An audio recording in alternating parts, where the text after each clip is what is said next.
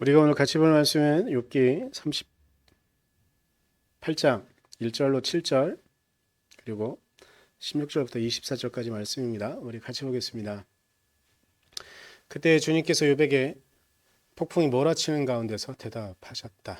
내가 누구이기에 무지하고 헛된 말로 내 지혜를 의심하느냐. 이제 허리를 동이고 대장부답게 일어서서 묻는 말에 대답해 보아라. 내가 땅에 기초를 놓을 때에 내가 거기에 있기라도 하였느냐? 내가 그처럼 많이 알면 내 물음에 대답해 보아라. 누가 이 땅을 설계하였는지 너는 아느냐? 누가 그 위에 측량줄을 띄웠는지 너는 아느냐? 무엇이 땅을 버티는 기둥을 잡고 있느냐? 누가 땅에 주춧돌을 놓았느냐? 그날 새벽에 별들이 함께 노래하였고 천사들은 모두 기쁨으로 소리를 질렀다. 바닷속 깊은 곳에 있는 물 근원에까지 들어가 보았느냐? 그 밑바닥 깊은 곳을 거닐어 본 일이 있느냐? 죽은 자가 들어가는 문을 들여다본 일이 있느냐? 그 죽음의 그늘이 드리운 문을 본 일이 있느냐? 세상이 얼마나 큰지 짐작이나 할 수 있겠느냐? 이 모든 것을 알고 있다면 어디 내 말 한번 들어보자. 빛이 어디에서 오는지 아느냐? 어둠의 근원이 어디에 있는지 아느냐? 빛과 어둠이 있는 그곳이 얼마나 먼 곳에 있는지 그곳을 보여줄 수 있느냐? 빛과 어둠이 있는 그곳에 이르는 길을 아느냐? 알고 말고 너는 알 것이다.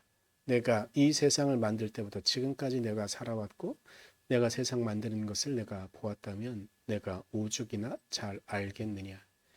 눈을 쌓아둔 창고에 들어간 일이 있느냐? 우박 창고를 들여다본 일이 있느냐? 이것들은 내가 환란이 생겼을 때에 쓰려고 간직해 두었고 전쟁할 때에 쓰려고 준비해 두었다. 해가 뜨는 곳에 가본 적이 있느냐? 동풍이 불어오는 그 시발점에 가본 적이 있느냐? 아멘. 오늘 38장에서 이제 하나님께서 말씀을 하기 시작하십니다. 하나님은 1절에 보면 폭풍 가운데 등장하시는데요. 하나님께서 이렇게 폭풍 가운데 등장하는 장면은 욥기에만 나오는 장면이 아니고 출애굽기 19장에도 16절부터 20절 가운데 폭풍 가운데 등장하는 장면이 나오고요. 이사야서 5장에서도 이렇게 등장하신 장면들이 나옵니다. 그런데 여기서 특이한 부분이 있다고 한다면 3절에서는요. 일방적으로 말씀만 하시는 거긴 하지만 3절에서는 욥에게 대답을 요청하시는 장면이 나옵니다. 물론 이 부분은 실제적인 대답을 요청하시는 거라기보단 이후에 이어지는 그분의 능력과 지혜를 살펴 알라는 그 표현을 좀 더 강하게 쓰는 부분이라고 볼 수가 있을 겁니다.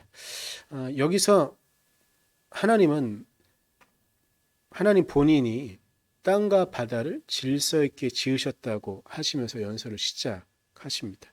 4절부터 이어지는 그 말씀 가운데 이렇게 강조하시고 말씀하시는데 특이점이 있다고 한다면 8절과 9절에서 바다가 창조되는 모습을요. 아기를 낳고 돌보는 것으로 묘사를 하고 있어요.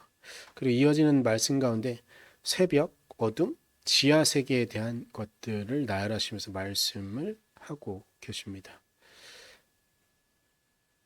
여기에서 이제 욥이 전에 했던 말들에 대해서 하나하나 이렇게 파헤치고 문제를 지적하려고 하십니다. 17절에 보면 내가 그렇게 너희 오름을 증명하고 가고 싶다고 했던 스올에 정말 너가 내려가 본 적이 있어서 그런 말을 하는 거냐라고 오히려 물어보세요. 그러니까 너가 감히 너에게 너가 감당할 수도 없는 그것을 너는 요구하고 있었고 너는 그것을 달라고 하고 있었다라고 말하는 거죠.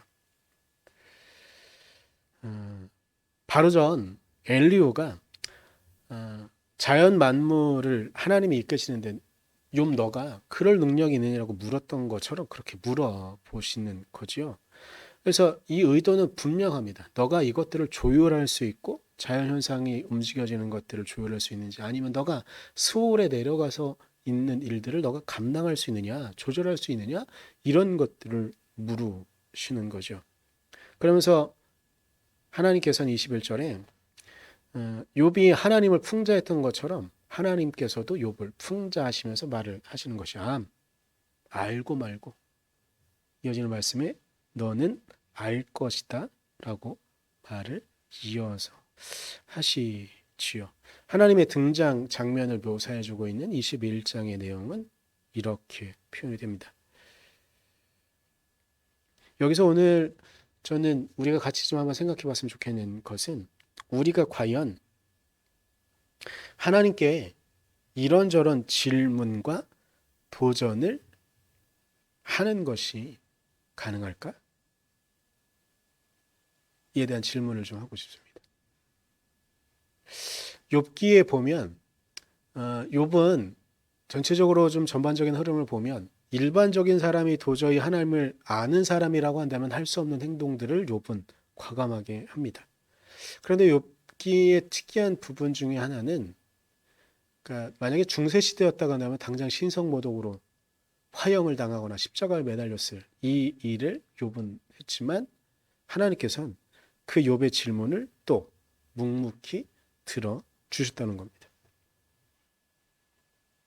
여기서 잘 생각해야 되는 게 있는데 그럼 우리 존재는 다른 존재보다 월등하니까 우리는 하나님께 그런 질문을 해도 되는 존재라고 생각할 수 있습니다. 근데 그렇기 때문이 아니라 우리가 그럴 만한 능력이 있어서 하나님께서 우리의 질문을 들어주시는 것이 아니고요. 오히려 그분이 우리를 용납해 주시기 때문에 가능한 일인 겁니다. 이 말을 좀 더 깊이 말하면 우리가 구원받을 만한 자격이 있어서 구원받은 것이 아니고요. 그분께서 욥의 질문을 용납해 주신 것처럼 우리를 용납해 주셨기 때문에 우리에게 구원이 주어지는 것이라고 볼 수가 있는 것이죠. 하나님은 오늘 욥의 어찌 보면 과격한, 어찌 보면 너무나 오만방자한 그런 질문과 그런 태도를 끝까지 참으셨다 말씀하시는 것이죠. 알고 말고 너는 알 것이다. 우리는 스스로 우리를 그렇게 보며 생각하지만 이것 또한 하나님의 은혜로 하나님께서 우리를 용납해 주시는 것으로 어찌 보면 하나님의 입장에서 알고 말고 우리 인간은 그렇게 약한 존재라는 걸 알고 계시기에 우리의 이런 오만방자함 또한 안아 주시는 것이죠. 우리가 어떤 구원받을 만한 자격이 있어서 우리를 구원하시는 것이 아니라 우리의 약함을 아시기에 우리를 용납하시고 우리를 이끌어 주신 것이라고 믿습니다. 오늘 하루 우리가 주님의 은혜 안에 우리를 안아주시고 우리를 용납하시는 그 사랑 안에 있기를, 그 사랑을 우리가 경험할 수 있기를, 고백할 수 있기를 간절히 소망해 봅니다. 기도하겠습니다.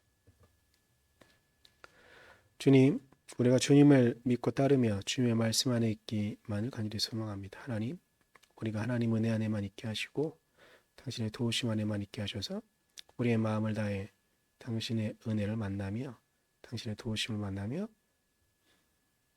당신께 우리의 모든 마음을 내어놓을 수 있도록 하나님 우리를 지켜주시고 우리를 붙잡아 주시옵소서. 다시께서 우리를 그렇게 용납하시고 그렇게 우리를 안아주신 그 놀라운 사랑으로 우리를 결단코 구원하시는 그 은혜 안에 있음을 하나님 우리가 잊지 않게 하시고 그 은혜 안에 우리를 알고 계시는 그 하나님의 은혜 안에 살아가며 호흡할 수 있도록 우리를 이끌어 주시옵소서. 당신께서 그렇게 우리를 이끌어 주실 것을 믿으며 감사드리며 예수님의 이름으로 기도드렸습니다. 아멘.